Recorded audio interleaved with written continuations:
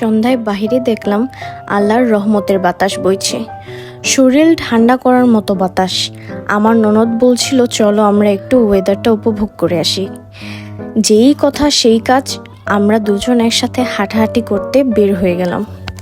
আমরা মেইনলি বের হয়েছিলাম, আমাদের একটু কাজ ছিল, তাই বাসায় থাকতে থাকতে যখন আমি বিরক্ত হয়ে যাই তখনই আমার এই সঙ্গীটাকে নিয়ে আমি চলে যাই ঘুরতে।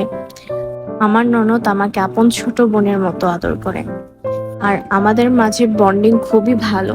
আমাদের দেখলে কেউ বলবেই না আমরা ননদ ভাবি, আমরা আপন দুই বোনের মতো চলে। আমরা কথা বলতে বলতে চলে এসে পড়েছি সিরাজউদ্দৌলা মাঠের সামনে।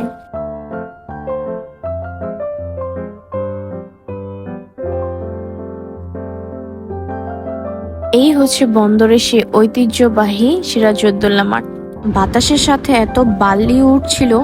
তারপর আমরা আমাদের কাজ শেষ করে চলে যাচ্ছি আমাদের মামার দোকানে। এটা হচ্ছে ফুড গ্যারেজ। আপনারা যারা বন্দর থাকেন তারা ভালো করেই চেনেন। আমাদের স্যান্ডউইচ খাবার ক্রেভিং লাগছিল, তাই আমরা স্যান্ডউইচই অর্ডার করেছি। আমরা আমাদের খাবার অর্ডার দিয়ে আমরা একটু ঘোরাঘুরি করছিলাম। এখানে ফাস্টফুড সব আইটেমই পাওয়া যায়। আমরা আমাদের স্যান্ডউইচ খেয়ে চলে গেলাম বাসার উদ্দেশ্যে। এই ছিল আজকে আমার র্যান্ডম ব্লগ।